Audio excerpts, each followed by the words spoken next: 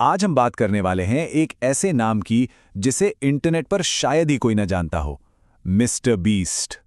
लेकिन mister beast के पीछे जो इंसान है, जिमी डोनाल्डसन, उसकी कहानी क्या है? कैसे एक बिल्कुल साधारण सा लड़का आज एक ग्लोबल फिनोमिनन बन गया? चलिए जानते हैं। तो सबसे बड़ा सवाल यही है ना, कि आखिर कैसे कैसे एक आम सा लड़का जिसके पास कोई खास सपोर्ट या संसाधन नहीं थे, वो दुनिया का सबसे बड़ा यूट्यूबर बन गया। इसी पहेली को आज सुलझाने की कोशिश करते हैं। और देखिए, हर बड़ी कहानी की तरह इनकी कहानी की शुरुआत भी बेहद मामूली थी। तो ये हैं जिमी डोनाल्डसन। 7 मई 1998 को एक बिल्कुल नॉर्मल अमेरिकन परिवार में पैदा हुए। स्कूल में वो कोई टॉपर नहीं थे, मतलब एकेडमिक्स में कुछ खास नहीं कर रहे थे।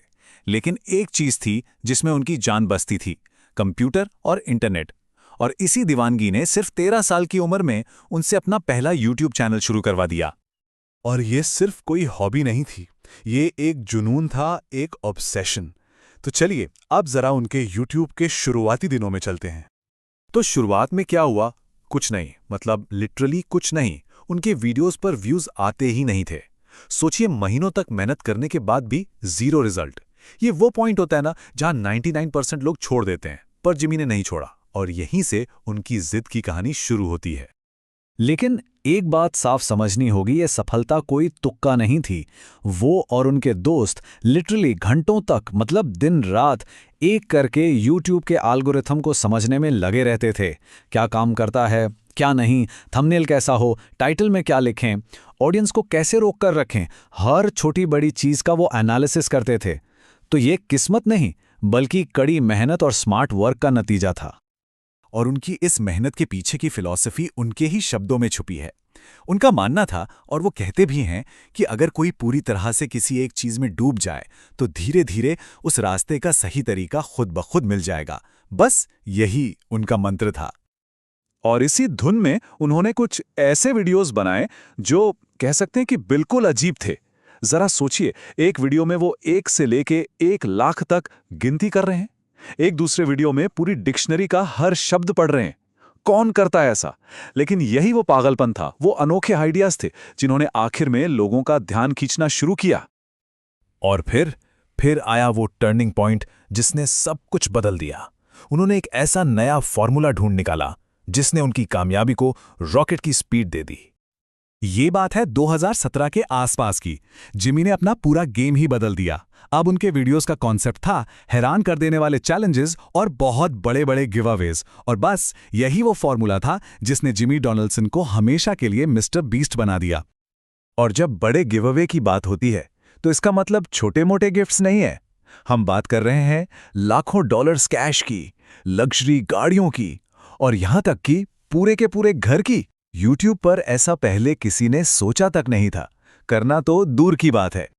लेकिन कहानी यहां खत्म नहीं होती। ये सिर्फ पैसा, शोहरत और व्यूज के बारे में नहीं है। बहुत जल्द मिस्टर बीस्ट ने अपने इस प्लेटफॉर्म का इस्तेमाल एक बहुत बड़े मकसद के लिए करना शुरू कर दिया।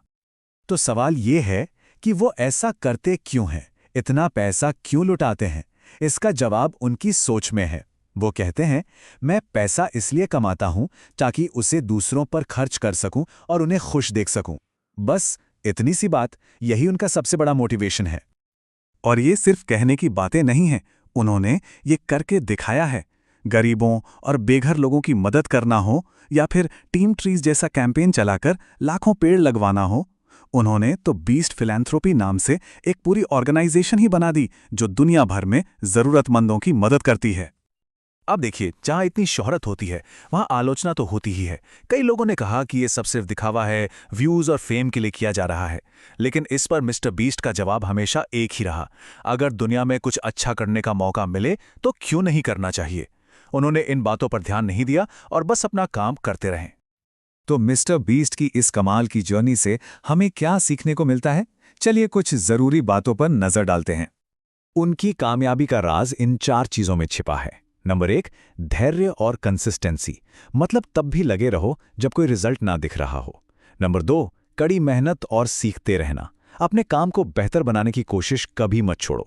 नंबर 3, हमेशा बड़ा सोचो, क्योंकि छोटे सपने बड़ा बदलाव नहीं ला सकते। और चौथा और सबसे जरूरी, गिव बैक। जब कामयाब हो जाओ तो समाज की मदद जरूर करो। उनकी एक बात हमेशा याद रखने लायक है, हमेशा बड़ा सोचो, क्योंकि छोटे सपनों में वो ताकत नहीं होती है।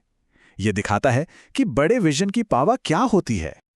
और आखिर में उनकी पूरी फिलॉसफी का निचोड़ इस एक लाइन में है, सपने देखो, मेहनत करो, और जब सफलता मिले तो समाज को भी अपने साथ लेकर चलो। ये सिर्फ एक कोट नहीं, बल्कि कामयाबी का एक पूरा ब्लूप्रिंट है। तो आखिर में मिस्टर बीस्ट की कहानी हम सबके सामने एक सवाल खड़ा करती है। अगर किसी को कामयाबी मिलती है तो वो उस कामयाबी से दुनिया के लिए क्या करेगा? ये एक ऐसा सवाल है जिस पर हम सबको सोचना चाहिए।